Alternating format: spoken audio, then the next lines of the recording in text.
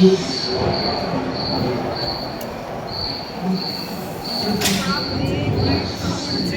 कहते हैं कि 460 करोड़ वर्ष पहले प्रचंड धूल के बवंडर से हमारे सौर जगत का जन्म हुआ। धीरे धीरे पृथ्वी शीतल होने लगी, बहुत सारे गैस बाहर निकलने लगे और पृथ्वी के चारों ओर वायुमंडल के रूप में छा गए। इन गैसों ने बिजली की कड़क और बादलों की गरज से मिलकर एमाइनो एसिड का निर्माण किया। प्राय 350 करोड़ वर्ष पहले प्रथम एक कोशिकीय जीव की रचना हुई। लगभग 280 करोड़ वर्ष पहले स्टोमैटोलाइट ने प्रकाश संश्लेषण के द्वारा वायुमंडल में ऑक्सीजन को मुक्त किया। वायुमंडल में ऑक्सीजन के स्तर में निरंतर वृद्धि से 120 करोड़ वर्ष पहले एक से अधिक न्यूक्लियस वाले बहुकोशिकीय जीव का जन्म हुआ। इस क्रमिक विकास से प्लांटन, जेलीफिश, स्टारफिश, नॉटिलॉइड से सागर के किनारे वाले अंचल में पौधे फैलाने लगे। बहुत तेजी से विभिन्न प्रजातियों की कई मछलियां विकसित हुई। यहाँ जो विशाल मछली दिख रही है उसका नाम है टार्टियोस्टस। तो वो डाम दिखते हैं।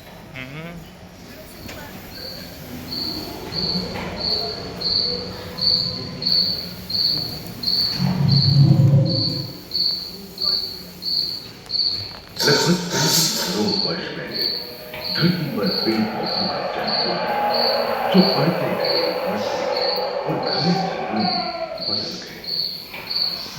घूम, मकड़े आदि पंखहीन पतंग एवं एक्टियोस्टेगा जैसे उभयचर प्राणियों का आविर्भाव हुआ।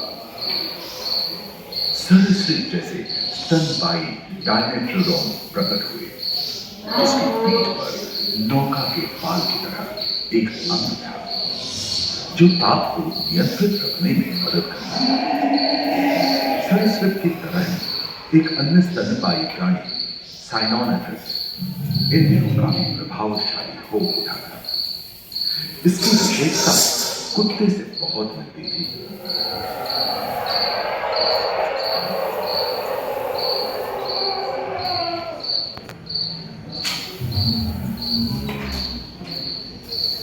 प्राय 1 मीटर तक पंख फैलाने में सक्षम ड्रैगन फ्लाई, सारे चिमटे, बीटल एवं बिच्छू पृथ्वी के चारों ओर फैल गए थे। धरती में पाए जाने वाले अधिकांश कोयले कार्बोनिफेरस युग के मृत पौधे से उत्पन्न हुए थे, जो कि धरती के अंदर दब रहे थे। उन दिनों पृथ्वी के 1/3 हिस्से में एकमात्र महादेश था जिसे पैंजिया कहा जाता था। जलवायु गर्म रहे, भूभाग पर प्रागैतिहासिक सरीसृपों का ही शासन था, जिन्होंने शुष्क के साथ खुद को ढाल दिया था।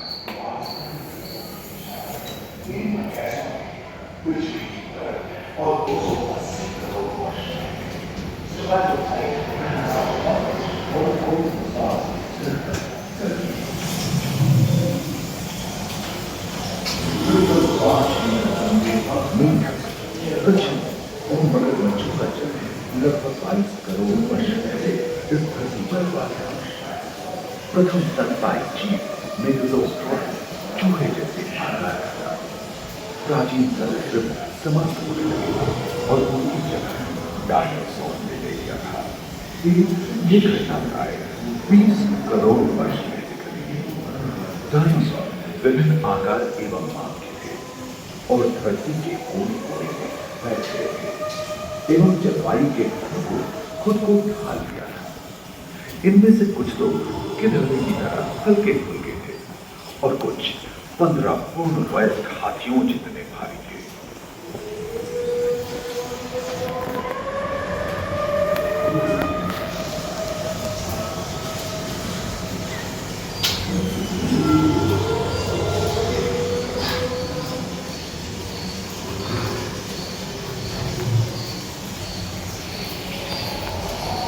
कुछ 4 पैरों से चलते थे तो सियालोफाइसिस 2 पैर वाले डायनासोर थे।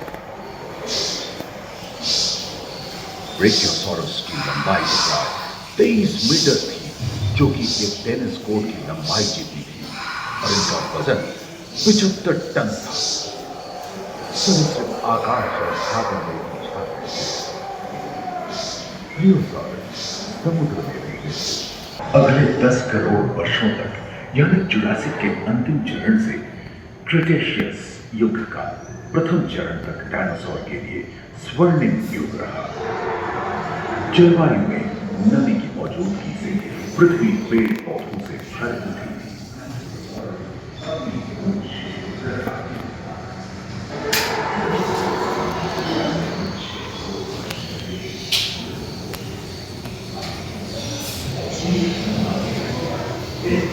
पैंजिया देश खंडित होने के कारण भारत एशिया की ओर खिसकने लगा था।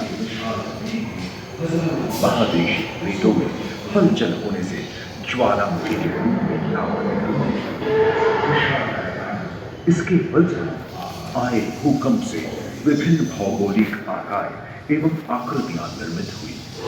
स्पाइनोसॉरस की पीठ पर नौका के पाल की तरह एक अंग हुआ करता था, जिससे वो अपने शरीर के ताप को नियंत्रित करता था।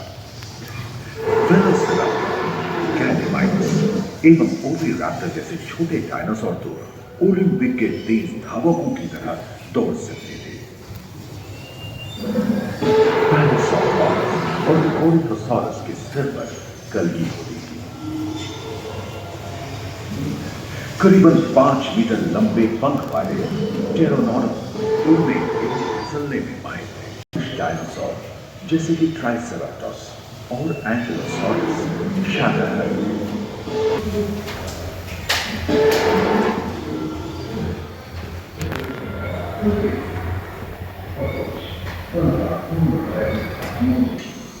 परंतु नदियां सूखने लगी थी एवं जंगल कम होने लगे थे।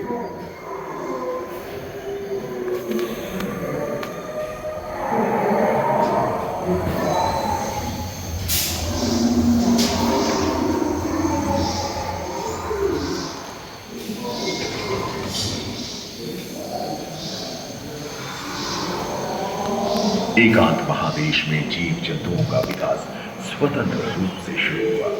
सबसे पहले पुष्प वाले पौधे धरती पर विकसित हुए एवं परागण के लिए कीट पतंगों के साथ संपर्क स्थापित हुआ। वे तेजी से धरती पर बढ़ने लगे। इसी समय पहली बार धरती पर सांपों का जन्म हुआ। डायनासोर में सबसे भयंकर था टिरानोसॉरस रेक्स। भूस्थल पर इसका ही राज चलता था। यह प्राय 12 मीटर लंबा, यानी 2 मंजिला मकान के आकार का था।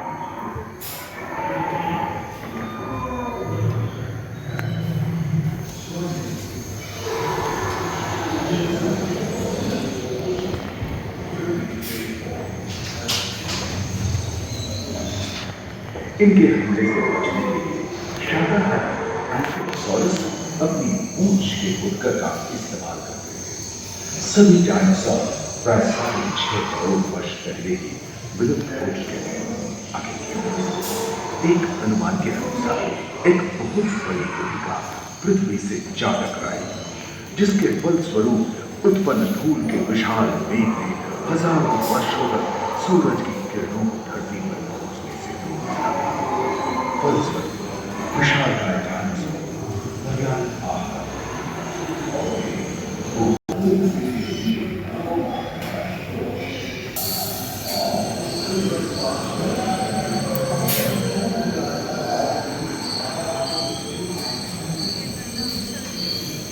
डायनासोर के विलुप्त होने के बाद भूस्थल पर स्तनपायी प्राणियों का आधिपत्य शुरू हुआ।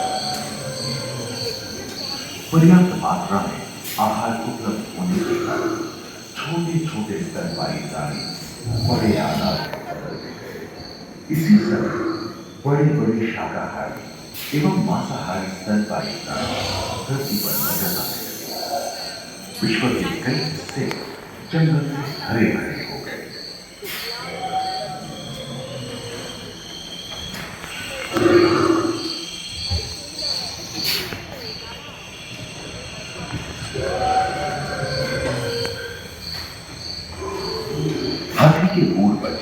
डायनोथेरियम और घोड़े के पूर्वज यूहिपस की उत्पत्ति हुई, जो आज के हाथी और घोड़े में रूपांतरित हुए। लेमूर, टर्सियर जैसे प्राइमेट भी इसी युग में पैदा हुए। खोखली अस्थियों वाली आज के दिनों के पक्षी इन्हीं दिनों जन्मे थे।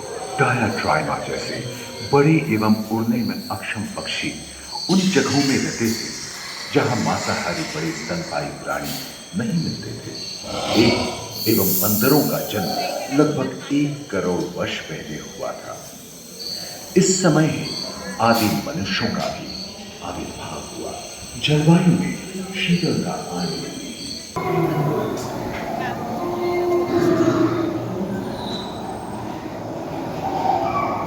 पृथ्वी के लंबे इतिहास में झांके तो ऐसे कई मौके रहे हैं जब उत्तरी गोलार्ध के अधिकांश हिस्से बर्फ की चादरों से ढक गए थे, जो आइस एज के नाम से जाना जाता है। हम आज ऐसे ही एक आइस एज में रह रहे हैं जो 20 लाख वर्ष पहले शुरू हुआ था। रोएदार गेंडे, रोएदार स्तनपायी और कस्तूरी गायों ने अपने शरीर के रोमों की सहायता से शीतल जलवायु के साथ तालमेल बैठा लिया था। पुष्ट गुंबद आकार के घोलनुमा ग्लाइकोडोडॉन जैसे विशाल आर्madillo भी उन दिनों मौजूद थे। सिर टूथ वाले बाघ और विशाल सिंह वाले हीरो जंगल में शांति से विचरण करते थे। संभवतः सामने के दांत से मांस को चीरने फाड़ने में हुई अड़चन के कारण यह समय के साथ विलुप्त हो गए।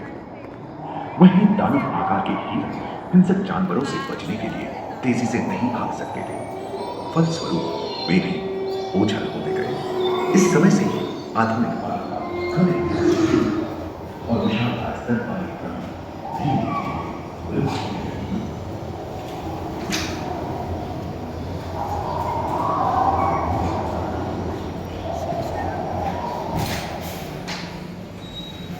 उम्मीद है कि आपको इस सफर में मजा आया होगा, जहां जीवन विकसित होकर लाखों अन्य रूपों में परिवर्तित हो। हम सिर्फ दो पर हिंदी विकसित पैटर्नों में मानव की यात्रा और विज्ञान और तकनीक तथा अत्याधुनिक